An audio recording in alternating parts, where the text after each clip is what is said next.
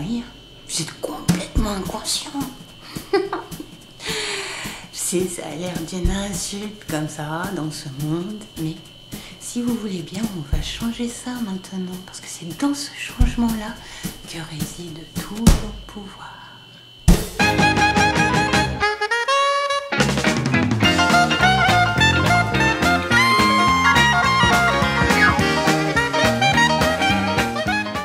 Hey les amis, c'est Popette, votre artiste passeur préféré, et le seul et l'unique pour le moment. Toutes ces vidéos, on va les faire en deux parties. Je vais les faire en deux parties. Les expériences, puis les conclusions, la théorie. Comme ça, si jamais ma petite vie ne vous intéresse pas, vous pouvez aller directement à ce qui vous intéresse. D'accord ?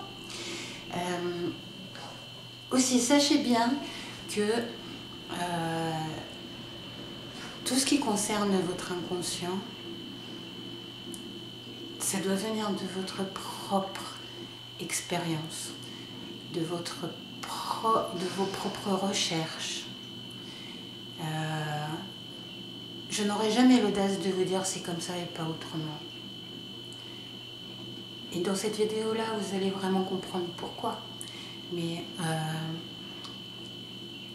c'est quelque chose, l'exploration de l'inconscient de nos jours,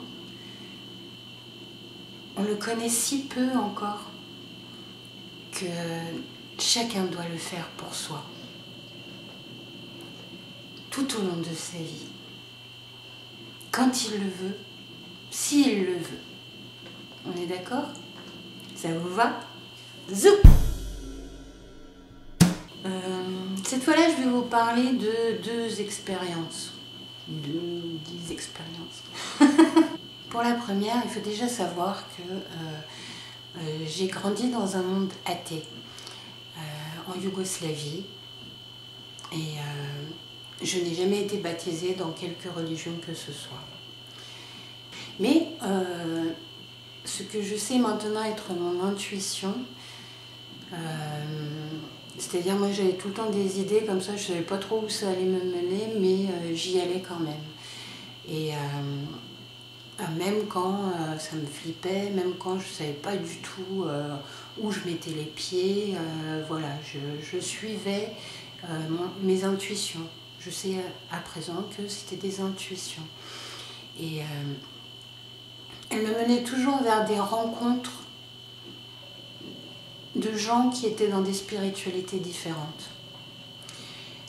Donc je vous laisse un petit peu imaginer comment une athée peut réagir à quelqu'un comme François, énergéticien, qui vous raconte comme ça qu'il a vu l'archange Michael qui faisait 4 mètres de haut et qu'il lui a mis les mains comme ça sur la poitrine, il a appuyé, puis qu'il lui a fait... qu'il a guéri de je ne sais plus trop quoi, parce que bon, ça fait quand même 15 ans que... non, ça fait pas 15 ans, ça fait 7 ans que... c'est en 2014, donc ça fait 8 ans. 8 ans que je l'ai rencontré, donc je ne me souviens plus exactement de ce qu'il m'a raconté, mais je me souviens d'un truc en particulier, c'est qu'il a fait l'amour dans la 5D et que c'était un truc... Wow.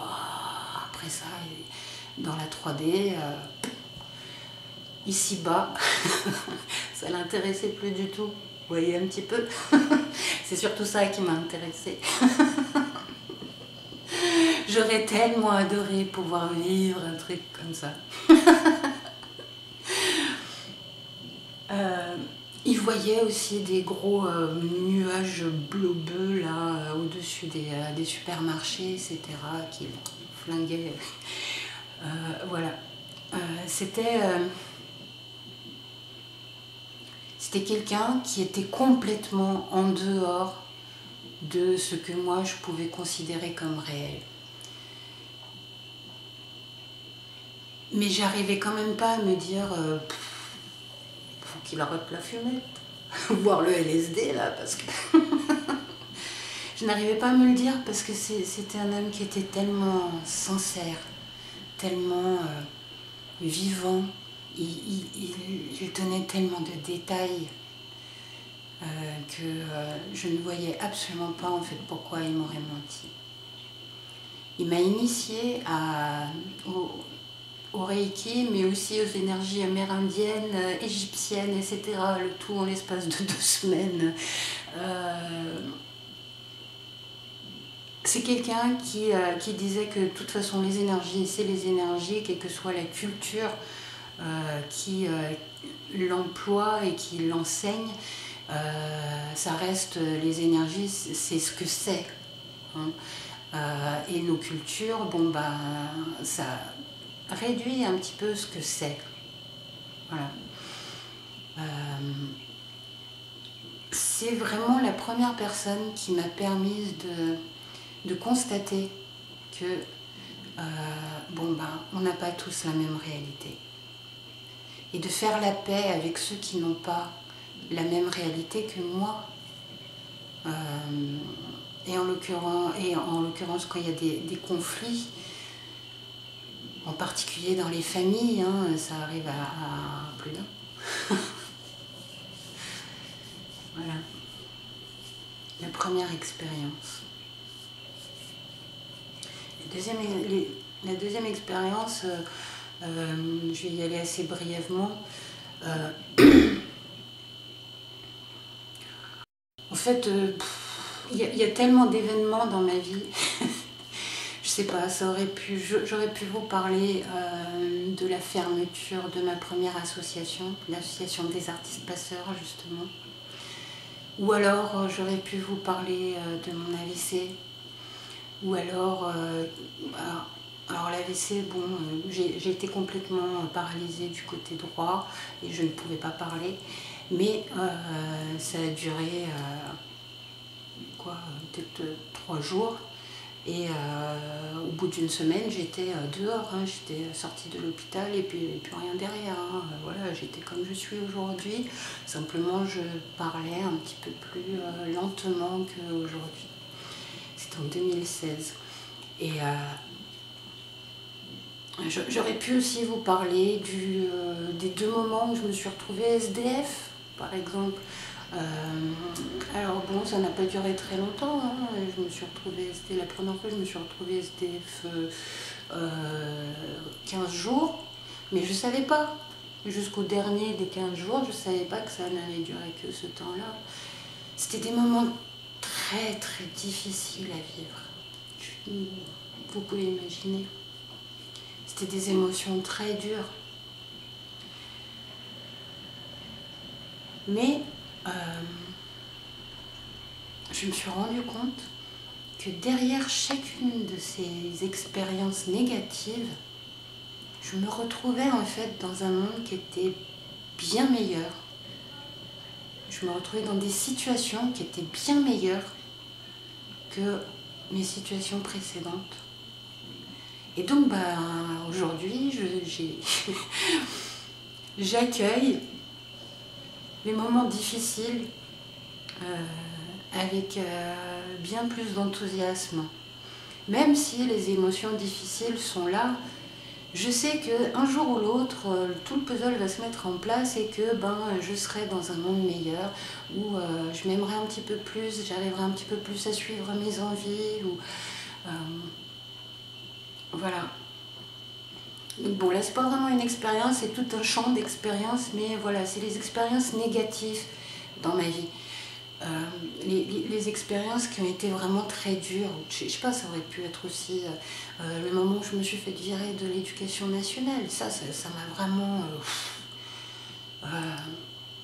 déchirée, quoi.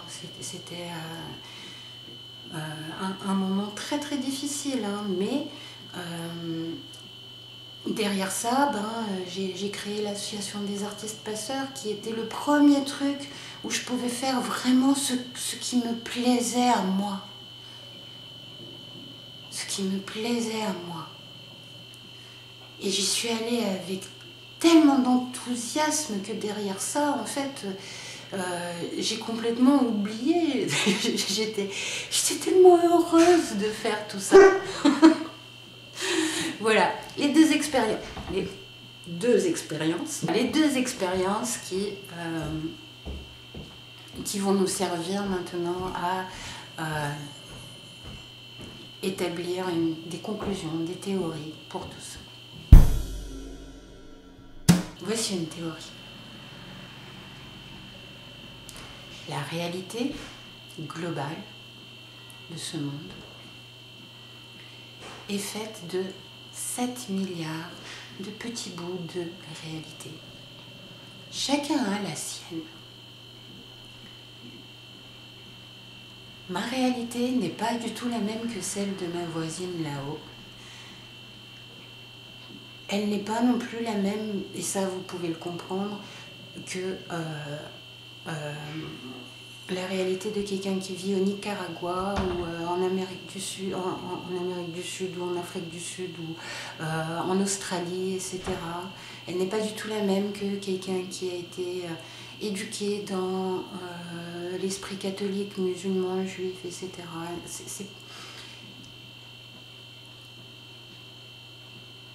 Ma réalité est unique. C'est comme une mosaïque de réalité.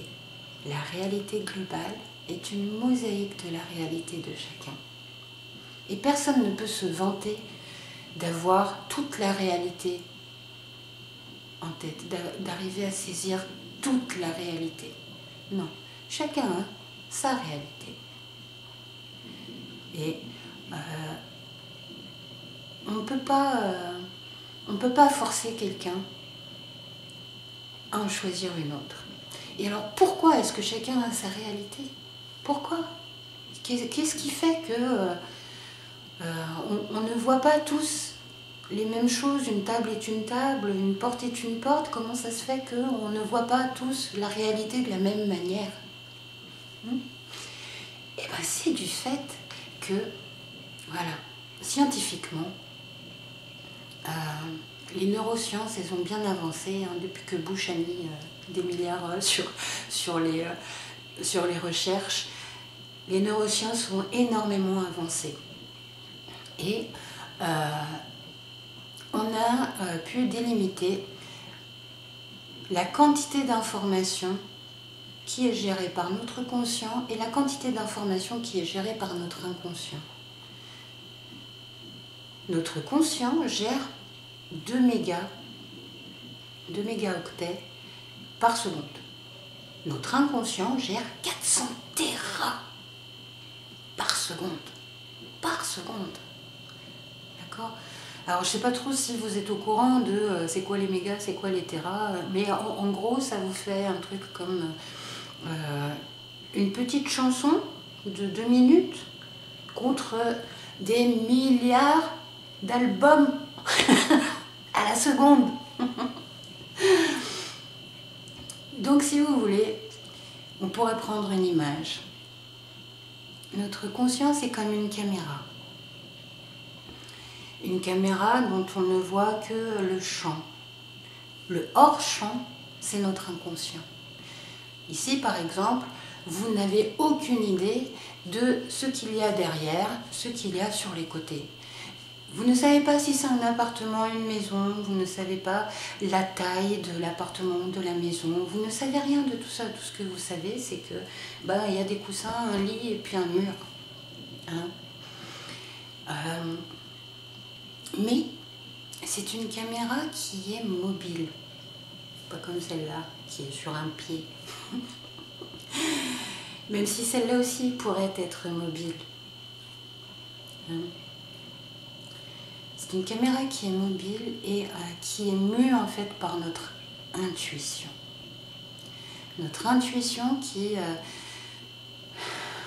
souvent en fait on zappe complètement les pensées de notre intuition parce que ça nous paraît complètement impossible à réaliser. Je vous donnerai vraiment des exemples très précis quand je vous parlerai de l'intuition spécifiquement. Mais en gros, on élimine les intuitions parce que ça nous paraît impossible dans le champ qu'on est en train de contempler.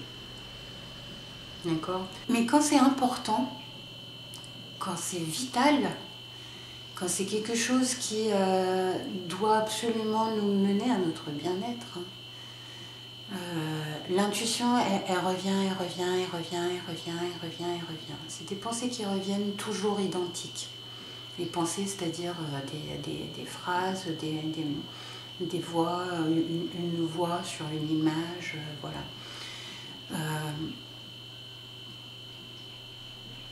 Elles reviennent toujours identiques. Si on ne les écoute pas, l'inconscient peut essayer de venir à travers les rêves. Si on ne les écoute toujours pas, eh ben, il nous crée des conflits avec des gens qu'on ne connaît ni d'Ève ni d'Adam.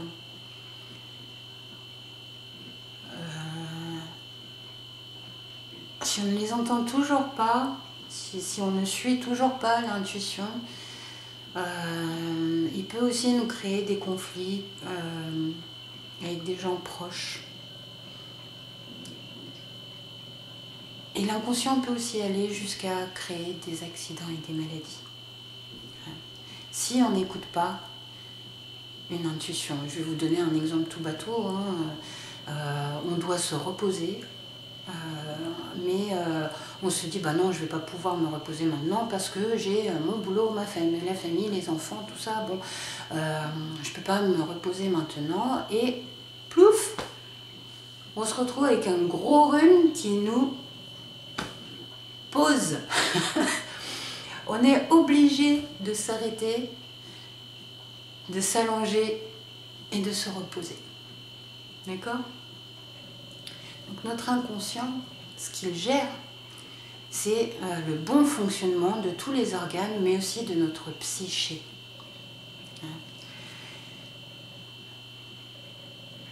Notre bien-être psychique.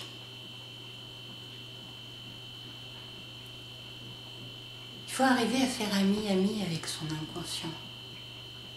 Et pour une athée comme moi, enfin, j'ai jamais vraiment été athée, je me suis toujours considérée comme agnostique. Pour les athées, c'est quelque chose qui est très difficile à accepter.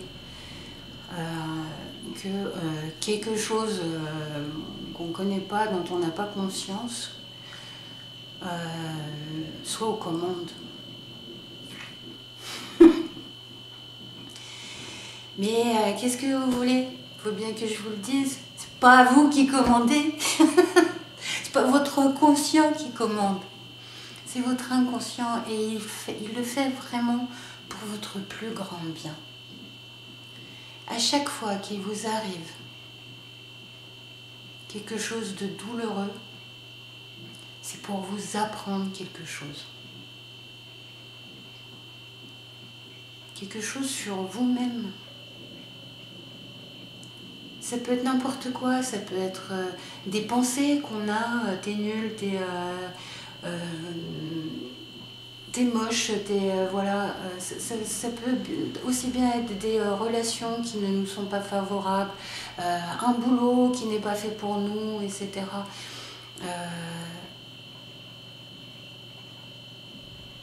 L'inconscient nous guide toujours vers quelque chose où on pourra en fait être dans notre fonctionnement optimal.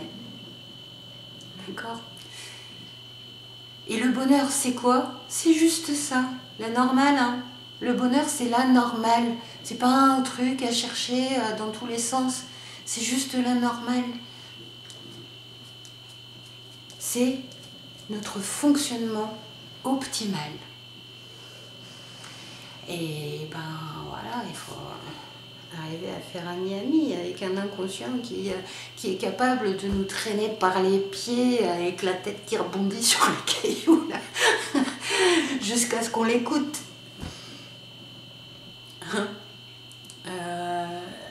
Je comprends que ça puisse paraître balèze. Je comprends. Hein. Pour moi-même, c'est quelque chose qui reste encore assez difficile. Mais voilà. Donc je vais vous inviter à faire déjà ami avec votre inconscient et à accepter que vous n'êtes pas vraiment aux commandes. C'est votre inconscient qui l'est. Mais votre inconscient, il fait partie de vous. Même si vous n'en avez pas conscience, on est d'accord. Mais c'est vous. C'est vous. Un jour comme ça, j'ai commencé à donner des petits noms doux à mon inconscient. Ça a commencé par Perlipopette. Perlipopette, c'est un personnage d'un scénario que j'ai écrit à la fac, un personnage secondaire, une vieille femme qui racontait des histoires aux fées, aux sorcières. Et c'était un petit peu une image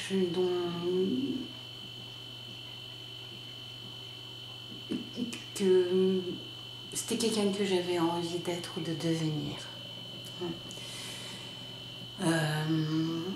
Et puis après j'ai rajouté Willis Del Balboa. Pourquoi Willis? C'est pas Bruce Willis. Hein. Je sauverai le monde, quitte à marcher pieds nus sur les bris de verre.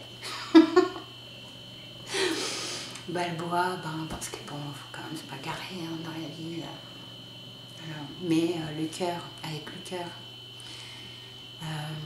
On n'a jamais pu me retirer mon cœur, on n'a jamais pu me fermer mon cœur complètement. Personne n'a jamais réussi à faire ça. Et personne n'arrivera jamais à faire ça. J'aimerais toujours tout le monde autant. Quoi qu'on me fasse. Et puis j'ai rajouté Jane il y a quelques années parce que d'un coup je me suis mise à entendre des voix et c'était juste à côté de la tour où Jeanne a été retenue et j'ai entendu des voix qui disaient ma petite Jeanne en pleurant et ça m'a donné une de ces émotions mais tellement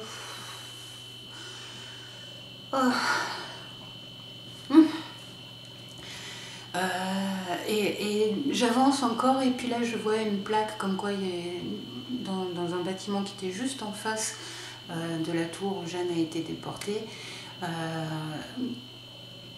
qui disait que Jeanne a été retenue, qui disait qu'il y avait des gens déportés qui étaient dans ce bâtiment-là pendant la Seconde Guerre mondiale. Du coup, je me suis dit, voilà, c'est un lieu qui est chargé dans les énergies et c'est ça que j'ai perçu.